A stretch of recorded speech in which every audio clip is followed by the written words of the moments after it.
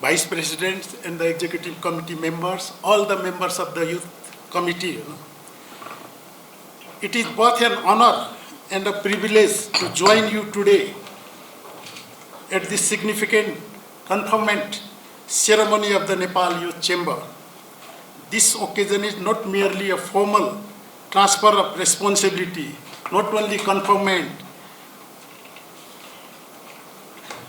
It is a celebration of leadership, commitment, and the aspirations of Nepal's next generation of entrepreneurs.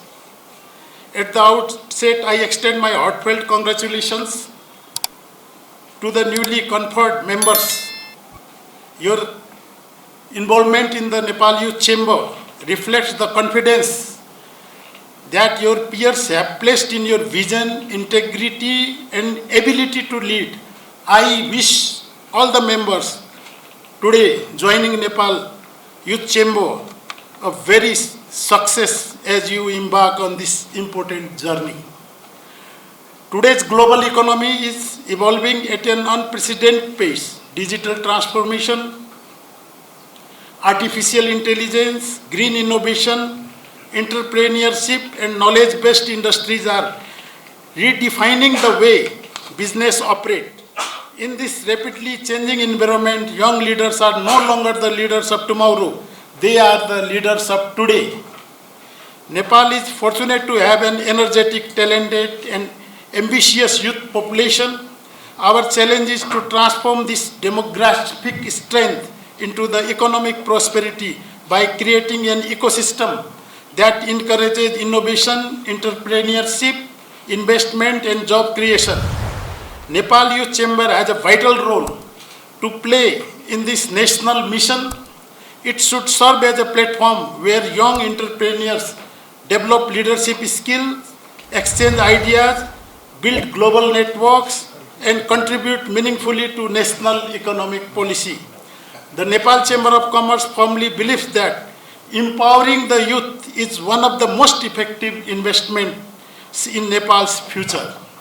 We remain fully committed to supporting young entrepreneurs through policy advocacy, business networking, capacity building, international partnerships, digital transformation, and innovation-driven initiatives. Leadership is not measured by authority but by service. It is not about holding a position, it is about creating opportunities for others to grow. True leadership inspires confidence, encourages collaboration, and leaves institutions stronger than they found them. I am confident that the new members of Nepal Youth Chamber will uphold these values and continue to build an organization that inspires excellence, innovation, and national service. Again, I congratulate all the conferment members today in Nepal Youth Chamber. हामी उत्साहित भएका छौँ। आजको आवश्यकता भनेकै युवाहरूको एकता हो भन्ने कुरामा म मान्यता राख्दछु र यहाँहरूले जुन किसिमको यो चेम्बरको प्लेटफर्मबाट अहिले यो मुलुकको लागि केही गर्ने भन्ने भावनाका साथ अगाडि बढ्नुहुनेछ भन्ने कुरामा म विश्वस्त छु।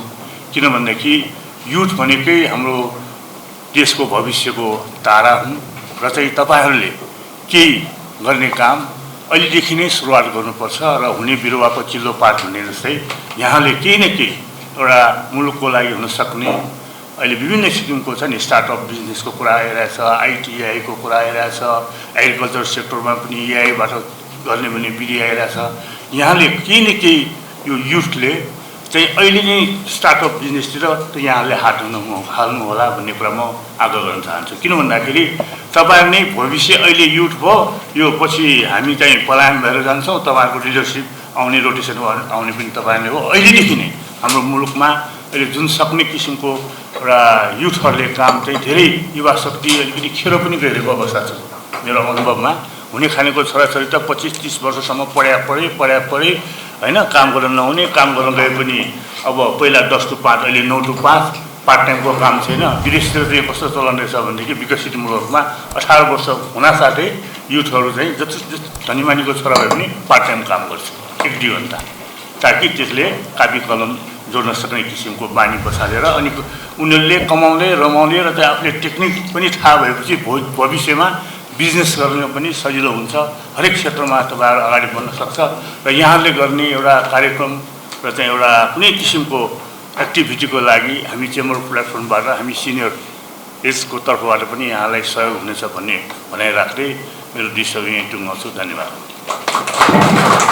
ठुलो व्यावसायिक शाखा सङ्गठन र त्यसको म युथ मेम्बर छु भन्ने कुरा तपाईँहरूको मनमा हुनु पऱ्यो, सबैको प्राउड फिल गर्नु पऱ्यो र चाहिँ कनेक्टिभिटीको हकमा चाहिँ अहिले धेरैले अघि पनि कुरा आएछ अनलाइन प्लेटफर्मबाट एउटा चाहिँ इमेज क्रिएसन। अलिबाबा हेर्नुहोस्, उसको कुनै स्टोर छैन, सामान छैन, विश्वको सबभन्दा धनी कम्पनी बनेको छ होइन। त्यस्तै अमेरिकन अरू कम्पनी पनि यसरी सिस्टमले चाहिँ धेरै कमाएको अवस्था छ भने यहाँहरूले पनि ग्रुपमा है एउटा युथ तपाईँहरूको आफ्नो बिजनेस आफ्नो रेस्पोन्सिबिलिटी इन्डिभिजुअली छ र चाहिँ म एउटा के सल्लाह दिन चाहन्छु, तपाईँहरू यो 75 जना छ एउटा ग्रुपले एउटा इनोभेसन कम्पनी खडा गरेर जोइन्टली होइन केही न केही एउटा मुलुकलाई डेलिभरी गर्ने किसिमको पब्लिक प्राइभेट पार्टनरसिपमा बिजनेस पनि सुरु गर्नुहोस्। साथसाथै कमाउने रमाउने जान पनि पाइन्छ र तपाईँहरूले त्यो सिकेको सिप मुलुकको लागि पनि राम्रो हुने। त्यसको लागि के कस्तो चाहिँ रिसर्च गर्नुपर्ने अहिले नवप्रवर्तन मन्त्रालय नै आइसकेको छ होइन। त्यस्तो मन्त्रालयमा मिटिङ गर्ने नयाँ खोजमा जानुहोस्, आफ्नो कामको साथसाथ नयाँ सेक्टरमा चाहिँ लगानी गर्नुहोस् मिलेर भन्ने कुरा चाहिँ राख्न चाहन्छु। Thank you.